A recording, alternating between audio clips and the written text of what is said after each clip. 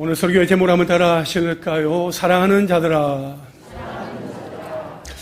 여러분 1992년 10월 15일 혹시 무슨 날인지 아십니까? 아주 역사적인 날인데요. 저에게 있어서는 그렇습니다.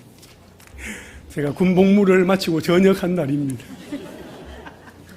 30개월의 군복무를 마치고 전역한 후에 고향으로 내려갔습니다. 그런데 고향 교회 안에 안타까운 소식이 들려졌습니다. 평소에 믿음이 좋고 열심도 있으며 따스한 마음씨를 가졌던 대학부 선배 누나가 이단에 빠진 것이었습니다. 다가올 미래를 예비하라. 담이 선교회에 빠져서 10월 28일 날 12시 자정에 예수님이 오십니다. 여러분 회개하고 예수님을 맞이할 준비를 하세요. 거리에서 피켓을 들고 전도하는 모습을 보았습니다. 거리에서 외치는 누나에게 가서 누나 오세요, 돌아오세요. 그 누나 이름을 부르면서 우리가 갔지만 처음에는 몇 번 대응을 하다가 그 이후에는 눈길도 주지 않는 것이었습니다. 참으로 안타까운 마음이 교회 공동체 안에 대학부 형제 자매들의 마음속에 있었습니다. 그러다가 막상 10월 28일 날 그날이 되어서도 아무 일도 일어나지 않았을 때에 그 누나는 내가 오판했구나, 성경 말씀과 위배되었구나, 그렇게 회개하였으며 여러 달 후에 교회 공동체로 다시 돌아오게 되었을 때에 모두가 따뜻하게 맞이해 주었습니다. 그리고 남다른 구령의 열정을 가지고 있었던 그 누나는 특수교육학과 그 공부를 마친 이후에 신학을 다시 공부하고 구소련권에 있었던 그 한 나라의 선교사로 파송되어서 선교사역을 감당하게 되었습니다. 비록 이단에 빠졌으나 돌아왔을 때에 교회 공동체가 그대로 사랑으로 품어주고 받아주었던 기억이 있습니다. 여러분, 우리가 이단이나 거짓 사상에 빠지지 않도록 스스로 주의해야 하는 것은 물론이요, 이단에 빠진 사람들에 대해 우리가 어떤 자세를 가져야 할지 오늘 유다서를 통해서 함께 살펴보겠습니다. 여러분 눈을 좀 뜨시기를 바랍니다. 먼저 유다서의 저자가 누구인지를 1절에서 말하고 있습니다. 예수 그리스도의 종이요 야고보의 형제인 유다는 이렇게 말하면서 야고보의 형제다라고 말하고 있어요. 처음에는 예수님을 믿지 않다가 죽었다가 부활하신 예수님을 믿은 예수님의 동생인 유다가 쓴 것으로 보는 거지요. 또한 유다서의 수신자는 누구일까요? 1절 후반절에 보면 부르심을 받은 자 곧 하나님 아버지 안에서 사랑을 얻고 예수 그리스도를 위하여 지키심을 받은 자들에게 편지하노라 이렇게 되어 있어요. 여러분 여기에서는 그 대상이 누구인지 구체적으로 나와 있지 않으나 팔레스타인에 거주하는 유대 기독교인들이라고 생각을 합니다. 그렇게 보는 근거들 가운데 하나가 유다서 1장에 나오는 여러 가지 어떤 표현들 때문인데 5절에 애굽, 7절에 소돔과 고모라, 9절에 천사장 미가엘 모세, 11절에 가인 발람 고라, 14절에 아담의 7대 손 에녹 등 구약의 내용이 많이 등장한다는 점 때문입니다.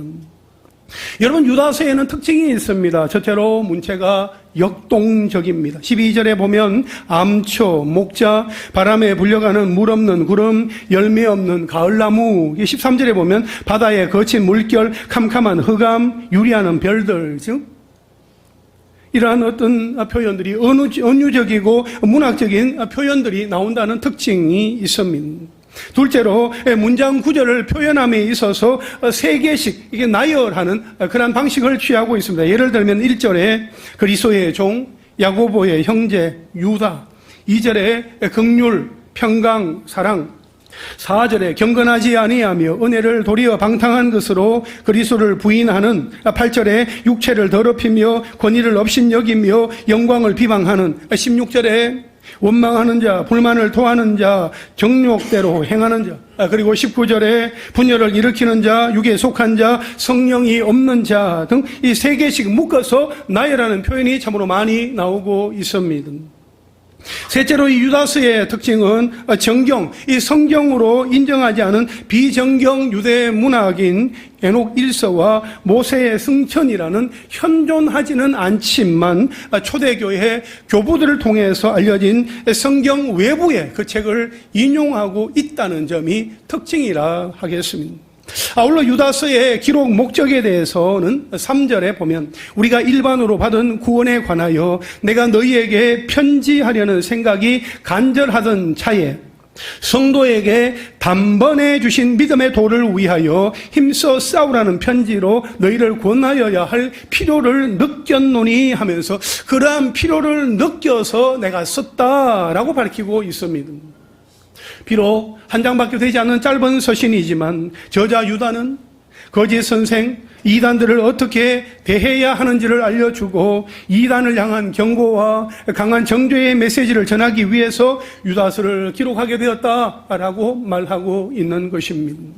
그리고 유다서의 기록 배경을 보면 요한 1서의 배경과 유사하게 이단에 대한 가르침을 유다서에서도 발견할 수 있습니다. 유다서 또한 이 초기 영지주의적인 요소를 지닌 이단을 다루고 있습니다. 그들은 육체는 선하고 영혼은 선하고 육체는 악하다 하는 그러한 사상을 가지고 특히 육체와 관련하여 도덕 무용론에 가까운 방탕 영지주의적인 요소를 강조했던 자들로 추정해 볼 수 있습니다. 육체란 악한 것이며 어떻게 사용하든 방탕하게 살아도 구원과는 관계가 없다, 그렇게 주장을 하면서 방탕하고 부도덕하게 사는 것 역시 문제가 되지 않는다 하는 그러한 주장으로 성도들을 미혹시키고 있었던 그러한 상황이 계속되고 있었습니다. 이러한 부분들을 이해하고 유다서를 읽어 나아가게 되면 도움이 되는 것이지요. 그리고 유다서는 모두 25개의 구절 가운데 최소 15개의 구절이 베드로후서 2장과 겹칩니다. 둘 다 유사하거나 동일한 용어를 사용해서 거짓 선생들의 그 주장에 대하여 잘못된 점을 조리 있게 지적하여 대응하는 것을 볼 때에 같은 이단, 동일한 이단을 대상으로 하여 쓰고 있다 하는 것을 알 수 있는 것이지요.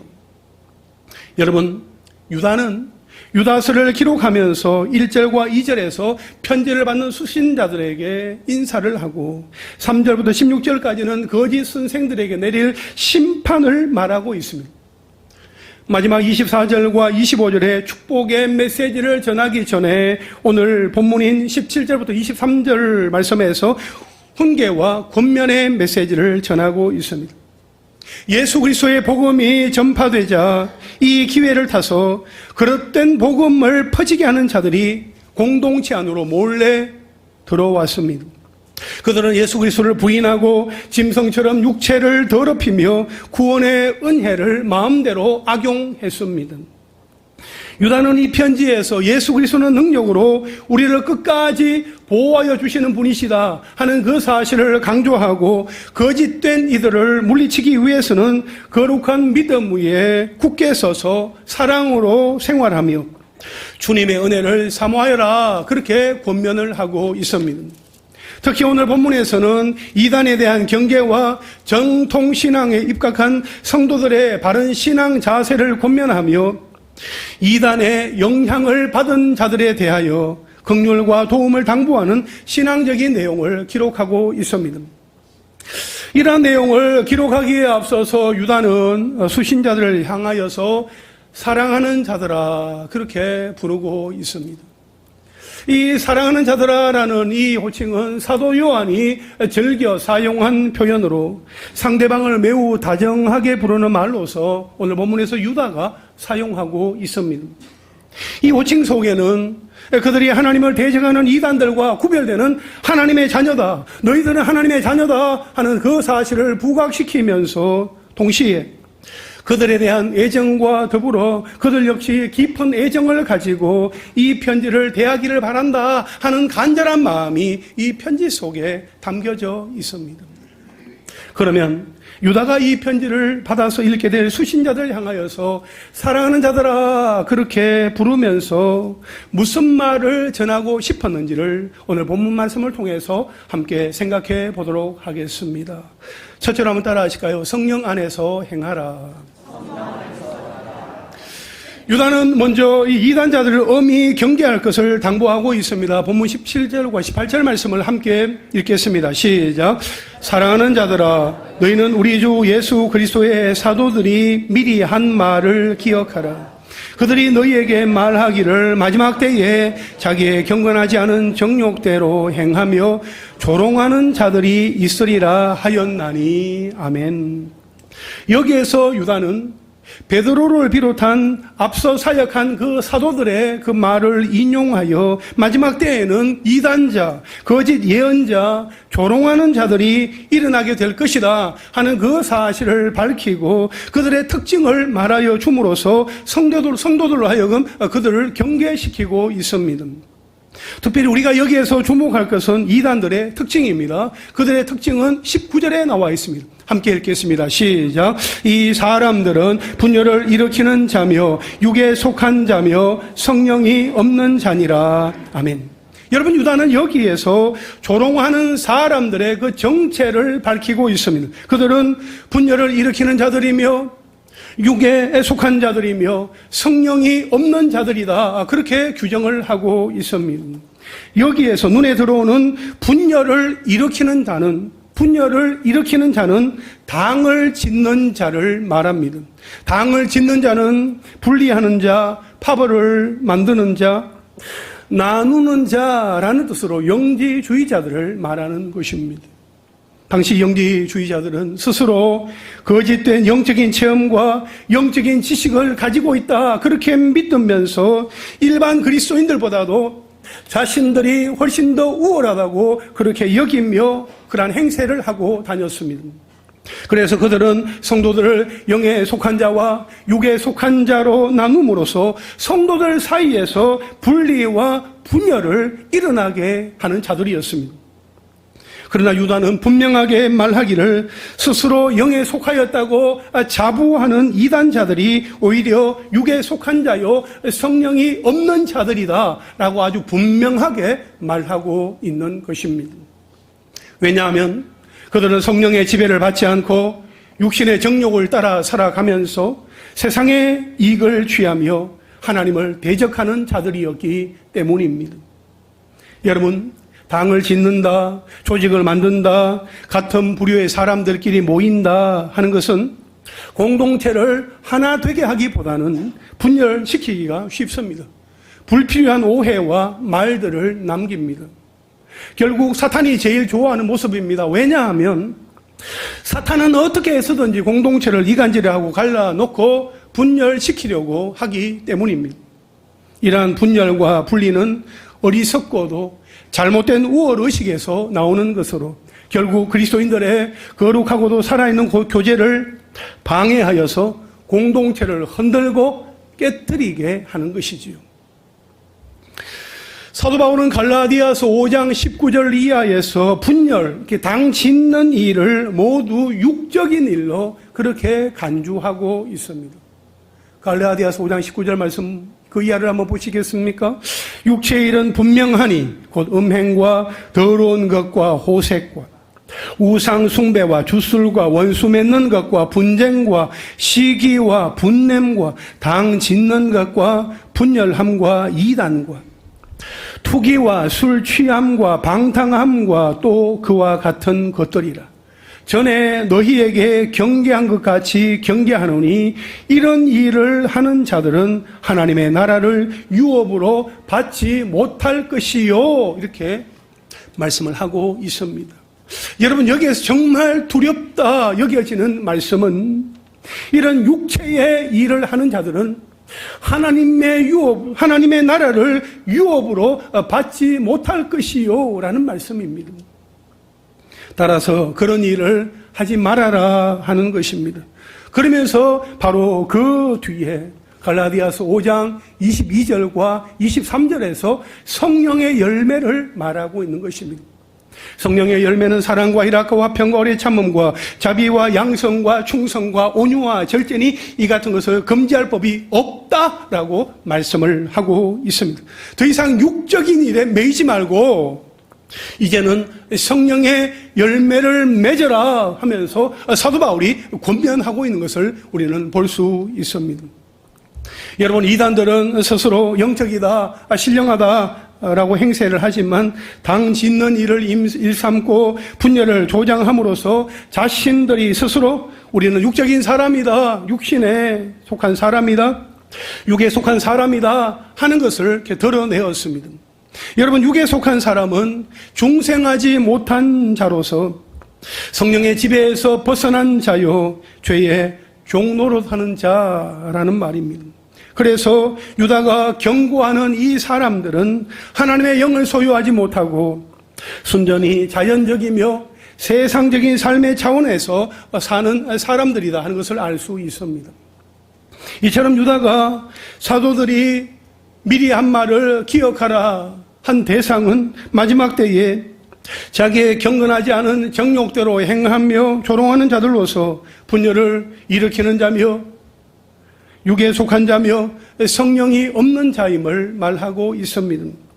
이들은 결코 교회 공동체에 유익을 주지 못하기 때문에 그들을 경계하라, 그리고 분명히 말하고 있는 것이지요. 사랑하는 성도 여러분, 우리가 형제 자매들에 대하여서 공동체 안에서 어떤 자세와 태도를 가져야 하는지를 성경은 우리에게 분명하게 말씀해 주고 있습니다. 우리가 예수를 믿고 성경을 하나님의 말씀으로 인정하고 아멘하고 순종하며 살아가는 사람들이라면 성경이 우리에게 들려주시는 메시지대로 우리는 그대로 순종하며 실천하며 살아가야 할 줄로 믿습니다. 사도 바울은 고린도 교회를 향하여 너희는 아직도 육신에 속한 자로다. 너희 안에 시기와 분쟁이 있으니 육신에 속하여 사람을 따라 행한다 하면서 지적을 했습니다. 육신에 속하여 육신을 따라 행하는 그들의 삶을 사도 바울이 책망하고 지적하였던 것이죠. 당시 고린도 교회 안에는 바울파, 아볼로파, 게바파, 그리스도파 하면서 그러한 파들로 나뉘어져서 공동체의 하나됨을 방해하고 있었습니다. 여러 가지 문제를 양산하고 있었던 거지요. 여러분, 우리 교회는 어떻습니까? 혹시 우리 교회 안에도 사조직이 있습니까? 일부 예배 때 김원복 집사님에게, 집사님, 우리 교회 안에 사조직이 있습니까? 없습니다! 큰 소리로 대답을 하더라고요. 여러분, 교회 안에 단임 목사 편은 누구입니까? 장로님 편은 누구입니까? 안수 집사님 편은 누구입니까? 권사님 편은 누구죠? 또 집사님들 편은 누구입니까? 만약 그렇게 네 편 내 편 가르고 당을 짓기 시작하고 유유상종하게 되면 교회가 어떻게 되겠습니까? 만약 교회 안에서 학연과 혈연과 지연으로 그런 여러 가지 어떤 요소들 중심으로 모임을 지속한다면 교회는 어떻게 되겠습니까? 만약 그렇게 자기 편끼리 모이고 그룹을 형성하고 사조직을 만들어서 여론을 조성하고 당회의 결정에 영향을 끼치려고 하고 교회의 공동체 흐름을 좌지우지하려는 그러한 모습들을 보인다면 그것은 결코 하나님이 기뻐하시지 않는 일이요, 교회 공동체는 서서히 분열로 치닫게 될 것입니다. 교회의 순수성이 훼손이 되고 건강성도 잃어버리게 되며 영적인 성장판은 곧바로 닫히고 말 것입니다. 참으로 안타깝게도 오늘날 한국 교회 안에 그러한 교회들이 적지 않습니다. 여러분, 기억하십시오. 교회 안에는 하나님 편밖에 없습니다. 무슨 편밖에 없다고요? 교회 안에는 하나님 편밖에 없습니다. 하나님 편 아니면 우리는 다 패배할 수밖에 없습니다. 따라서 하나님 편에 서지 못하고 하나님이 기뻐하시지 않는 일이다, 하나님이 기뻐하시지 않는 요소다 라고 여겨지는 모임들이 있다면 정리하십시오. 옆 사람과 한번 인사하실까요? 정리합시다. 예, 인사를 안 하시는 분들은 그래도 목사님 사조직 하나 정도는 있어야 되지 않겠어요? 그런 마음이십니까? 여러분, 우리가 최소한 육에 속한 사람이 아니라 성령에 속한 사람이라면 분열을 일으키는 자, 당을 짓는 자는 되지 말아야 하는 것입니다. 교회 안에서 당을 짓는 것은 공동체를 분열시키는 위험을 초래하게 되는 것입니다. 여러분, 서로 더불어 마음을 같이 하고 뜻을 같이 할 수도 있습니다만 그것이 하나의 세력으로 사조직으로 발전하게 되면 결코 교회 공동체에 유익이 되지 않습니다. 교회 공동체 모두의 유익을 위하여 만들어진 공적인 조직이 아니라 사적인 조직이 있고 사적인 만남을 한다면 그것도 부탁드립니다. 격리하시기를 바랍니다. 사조직은 하나님이 기뻐하시지 않습니다. 여러분, 당 짓는 일, 분열을 일으키는 일은 육에 속한 자의 일이요 성령이 없는 자의 일임을 알고 공동체가 온전히 하나 될 수 있도록 성령에 속한 자가 되어서 성령 안에서 행함으로 하나님이 기뻐하시고 영광 받으시는 우리 교회가 될 수 있기를 주님의 이름으로 축원합니다. 둘째로 한번 따라 하실까요? 영적 성장에 힘쓰라. 유다는 오늘 본문에서 계속해서 성도들에게 다시 한 번 더 사랑하는 자들아 이렇게 부르면서 그들에게 자신을 지키며 영적 성장에 힘쓰도록 권면하고 있습니다. 본문 20절과 21절 말씀을 함께 읽겠습니다. 시작. 사랑하는 자들아 너희는 너희의 지극히 거룩한 믿음 위에 자신을 세우며 성령으로 기도하며 하나님의 사랑 안에서 자신을 지키며 영생에 이르도록 우리 주 예수 그리스도의 긍휼을 기다리라. 아멘. 여러분, 여기에서 유다는 성도들이 이단자들의 그 수많은 미혹으로부터 자신을 지킬 수 있는 방법 4가지를 말해주고 있습니다. 첫째로 지극히 거룩한 믿음 위에 자신을 세우라 했습니다.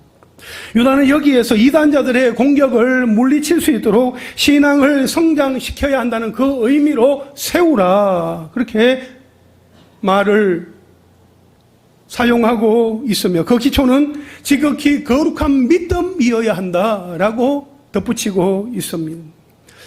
우리가 앞서 보았던 유다서 1장 3절에 말씀한 대로 이 믿음은 단번에 주신 거예요. 예수를 믿는 자에게 단번에 주신 것이 믿음인데 이 믿음이 하나님께로부터 온 선물이고 그것을 소유한 자들을 변화시키는 능력이 있기에 거룩한 것이다 하는 것입니다. 거룩한 믿음 위에 우리 자신을 온전히 세우는 그러한 은혜가 있기를 간절히 바랍니다. 둘째로 성령으로 기도하라 했습니다. 유다는 20절 하반절에서 성도들에게 지극히 거룩한 믿음 위에 자신을 세우며 성령으로 기도하라 했습니다. 여러분, 성령으로 기도하라라는 이 말은 성령 안에서 성령의 능력을 힘입어 하나님과 교제를 지속하라 하는 그런 말입니다. 성령으로 기도하는 것은 19절에 성령이 없는 자와 분명한 대조를 이루는데 이단자들은 성령이 없기에 참된 기도를 할 수 없습니다. 그러나 성도들은 이미 받은 성령 안에서 기도함으로 거짓과의 싸움에서 넉넉히 이길 수 있게 되는 것이지요. 여러분, 우리 모두가 성령 안에서 성령의 능력을 힘입어 성령으로 기도함으로 전교인 700일 기도를 이어갈 때에 하나님과 더욱더 친밀하게 교제하는 유익이 우리 가운데 주어질 줄로 믿습니다. 성령 안에서 내가 하나님 앞에 마음과 정성과 시간과 생명을 드릴 때에 나를 기도자로 삼아주시고 내 주변의 지체들도 한 사람씩 기도자로 일어나는 것을 보게 되는 그 은혜가 우리에게 있기를 간절히 바랍니다. 셋째로 하나님의 사랑 안에서 자신을 지키라 했습니다. 유다는 21절에서 하나님의 사랑 안에서 자신을 지키며 라고 했습니다. 여기서 지키며 라는 말은 주의하다, 보호하다, 유지하다 라는 뜻으로 성도가 자신을 지키고 보호할 수 있는 유일한 길은 하나님의 사랑 안에 머무르는 것입니다. 하나님의 사랑 안에 있을 때 우리는 우리를 공격하는 그 어떤 세력으로부터도 우리는 보호를 받을 수 있습니다. 성도가 하나님의 사랑 안에 거할 수 있는 비밀은 하나님의 말씀에 순종하는 것입니다. 여러분, 우리가 공동체 성경 낭독을 통하여 하나님을 더 많이 알아가고 하나님을 더 사랑하게 될 뿐만 아니라 하나님의 사랑 안에 거하는 축복을 누리는 우리 모두가 될 수 있기를 간절히 바랍니다. 넷째로 영생에 이르도록 예수님의 긍휼을 기다리라 했습니다. 21절 하반절에 보니까 영생에 이르도록 우리 주 예수 그리스도의 긍휼을 기다리라 했습니다. 우리는 비록 구원을 받기는 했으나 아직 완성되지는 않았기에 여전히 죄 가운데 있으므로 우리는 모두 마지막 날에 예수 그리스도의 긍휼을 필요로 하는 존재들입니다. 따라서 성도들은 주님의 재림의 때를 기다리며 그때 나타날 예수 그리스도로 인한 그 긍휼을 소망하면서 살아가야 하는 것입니다. 아울러 이 기다림은 단순히 수동적인 자세만을 말하는 것이 아니라 다시 오실 주님에 대한 소망을 가지는 적극적인 자세를 포함하는 것입니다. 그래서 유다는 이 편지의 수신자들에게 마지막 날에 있을 그 긍휼에 대한 확신을 가지고 지금 현재 이단자들로부터의 공격에서 너희 자신의 신앙을 잘 지켜라, 그렇게 권면하고 있는 것입니다. 얼마나 이단 사상을 퍼뜨리며 거짓말하며 성도들을 부안해동시키는 그러한 요소들이 얼마나 많았으면 유다가 이렇게 편지를 하면서 너희 자신을 잘 세우며 신앙을 지키라, 이렇게 말해 주었을까요? 여러분, 이 유다의 권면은 오늘 우리에게도 그대로 들려지고 있습니다. 우리 또한 우리 스스로의 믿음을 지키며 영적인 성장에 더욱 힘써야 합니다. 여러분, 우리가 가는 이 길은 세상 사람들이 보기에는 바보 같고 이해하지 못할 길입니다. 우리가 가는 길은 세상 사람들이 찾지 않고 관심도 없는 좁은 길이요, 험한 길이며 주목하지 않는 길입니다. 이 길을 걸어가면서 믿음을 지키며 살아가는 것이 결코 쉽지 않습니다. 그러나 이 길은 우리를 구원하신 주님이 십자가를 지고 가신 길입니다. 외롭고 쓸쓸한 고난의 길이지만 구원의 길이요, 생명의 길이며 영광의 길입니다. 여러분, 주님의 길을 믿음으로 가다 보면 신앙의 성장과 성숙을 경험하게 될 것입니다. 영적인 성장을 위해서 항상 우리가 붙들어야 할 것은, 실험해야 할 것은 본질입니다. 말씀과 기도와 예배입니다. 본질과 실험하시기를 바라고 본질이 아닌 것과는 시간을 허비하지 마시기를 바랍니다. 누가 뭐라 해도 우리는 하나님의 말씀을 우리의 손에서 놓을 수가 없습니다. 기도의 자리도 떠날 수 없습니다. 하나님이 찾으시는 예배자가 되는 일에 양보하거나 포기할 수도 없습니다. 우리를 더욱 성장시켜 주시는 하나님, 우리가 온전히 자라가게 하시는 하나님을 더욱 신뢰하고 오직 믿음으로 순종하며 이번 한 주간도 영적 전쟁의 한복판으로 담대하게 걸어가시기를 주님의 이름으로 축원합니다. 마지막 세 절 한번 따라 하실까요? 바른 길로 인도하라. 오늘 본문 22절과 23절 말씀 함께 읽겠습니다. 시작. 어떤 의심하는 자들을 긍휼히 여기라. 또 어떤 자를 불에서 끌어내어 구원하라. 또 어떤 자를 그 육체로 더럽힌 옷까지도 미워하되 두려움으로 긍휼히 여기라. 아멘. 여러분, 이제 유다는 여기에서 성도들로 하여금 이단자들에 의해 미혹된 자들을 바른 길로 인도하라, 그렇게 권면을 하고 있습니다. 특히 여기에서 유다는 성도들이 바른 길로 인도해야 할 이단에 미혹된 자들의 그 형태를 세 가지 정도 말하고 있는데, 첫째 22절에 의심하는 자들입니다. 이들은 미혹되기는 했으나 그 정도와 더 심각한 자들로 진리를 의심하며 믿음이 흔들리는 자들이지만 사랑으로 권면하여 돌아보면 쉽게 돌이킬 수 있는 자들이다 하는 것입니다. 아마 여러분 주변에 이런 분들이 있을 것입니다. 조금만 권면하고 돌아보면 이 의심은 떠나가고 다시금 돌이키게 된다. 쉽게 돌아올 수 있음을 말해주고 있는 거죠. 둘째는 23절에 멸망의 불에 들어간 자들입니다. 이들은 이단 사상에 깊이 빠진 자들로 그대로 놔두면 이단 자들과 함께 멸망할 자들입니다. 따라서 성도들은 이러한 자들을 황급히 불에서 끌어내어서 구원하지 않으면 안 된다 하는 거예요.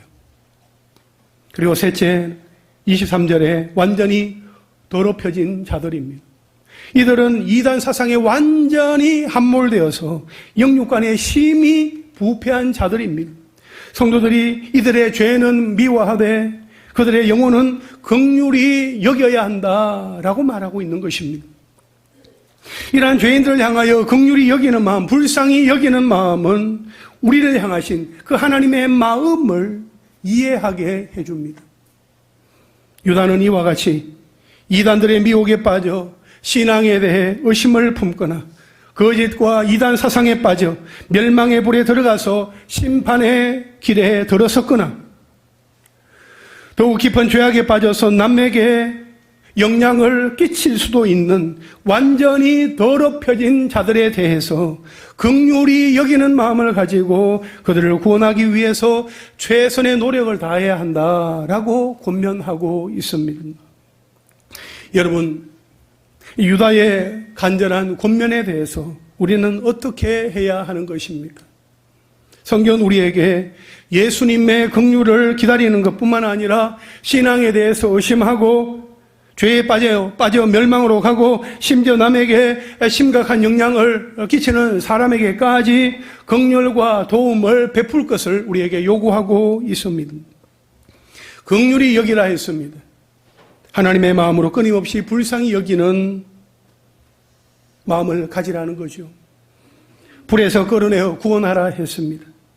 신앙의 위기에 빠진 자들을 불 가운데에서 끌어내어 구원하라는 것입니다. 그러니까 거짓에 미혹된 자들을 구원해 내어야 할 책임이 진리에 바로 써 있는 성도인 우리에게 있다. 우리에게 그러한 책임이 있다라고 말하고 있는 것입니다. 여러분, 거짓과 이단 사상에 빠진 이들을 바른 길로 인도해야 하는 우리에게 반드시 필요한 것은 하나님 아버지의 마음입니다. 아담이 지은 원죄는 미워하시되 아담과 아담의 후손을 사랑하시는 하나님은 아담의 원죄의 문제에 대하여서 공의로 심판하시고 아담의 후손들의 죽음의 문제에 대하여서 사랑으로 구원하시기 위해서 예수 그리스도를 이 땅 가운데 보내시고 십자가에 달려 피 흘려 죽게 하신 것은 하나님의 공의와 사랑의 클라이막스, 절정이라고 할 수 있습니다. 거기에는 죄인들을 향한 하나님의 인내와 기다리심, 용서와 사랑이 녹아 있습니다. 멸망받을 죄인들을 위하여 구원받은 죄인들인 우리가 해야 할 일은 하나님 아버지의 마음을 가지고 그들을 바른 길로 인도하는 것입니다.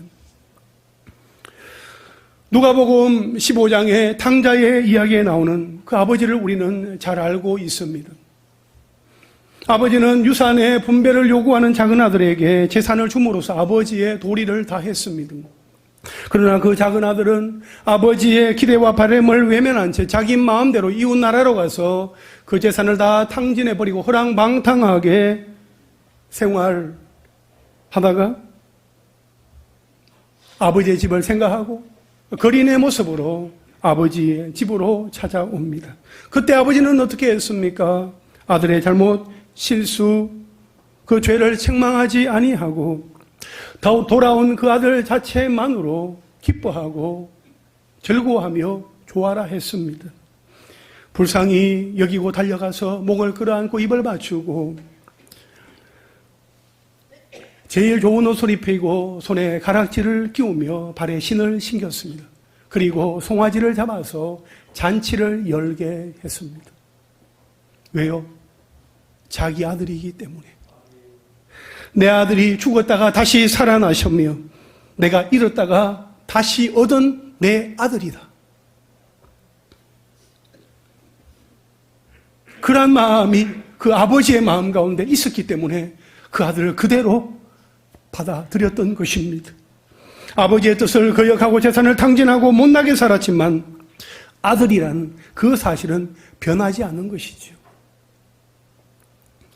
이와 같이 거짓 교훈에 빠진 사람들, 죄에 물든 사람들에 대해 아버지 하나님의 그 마음을 가지고 접근해야 하는 것이며, 그들이 돌이킬 때에 우리는 그들을 바른 길로 인도하며 그들에게 도움을 줄 수 있어야 합니다.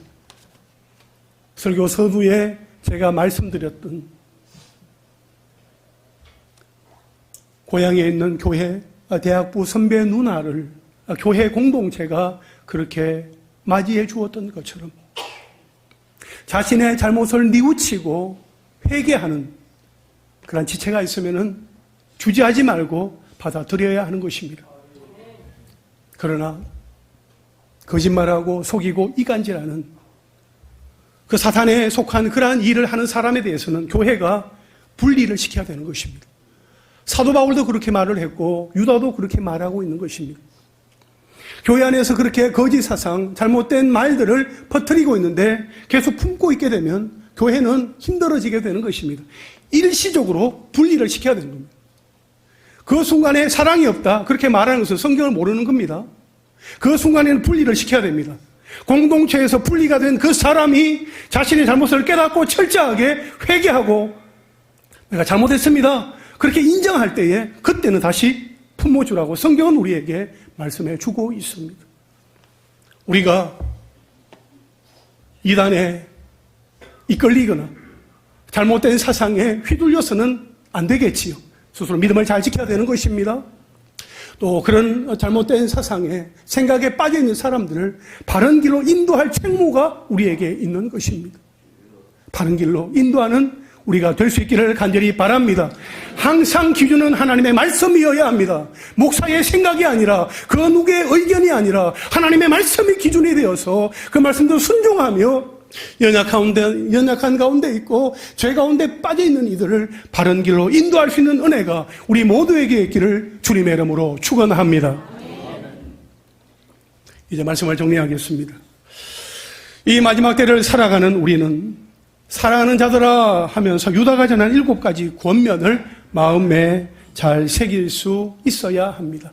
그 7가지를 우리 함께 읽겠습니다. 시작. 지극히 거룩한 믿음 위에 자신을 세우라. 성령으로 기도하라. 하나님의 사랑 안에서 자신을 지키라. 영생에 이르도록 예수님의 긍휼을 기다리라. 의심하는 자들을 긍휼히 여기라. 어떤 자를 불에서 끌어내어 구원하라. 육체를 더럽힌 자도 긍휼히 여기라. 아멘. 여러분, 이러한 7가지 권면을 우리가 잘 지켜내기 위해서 성령 안에서 행하고 영적인 성장에 힘쓰며 바른 길로 인도하는 은혜가 있기를 간절히 바랍니다. 그래야 이 마지막 때에 구별된 하나님의 백성으로서 하나님의 자녀답게 살아가는 우리 모두가 될 수 있기를 주님의 이름으로 축원합니다.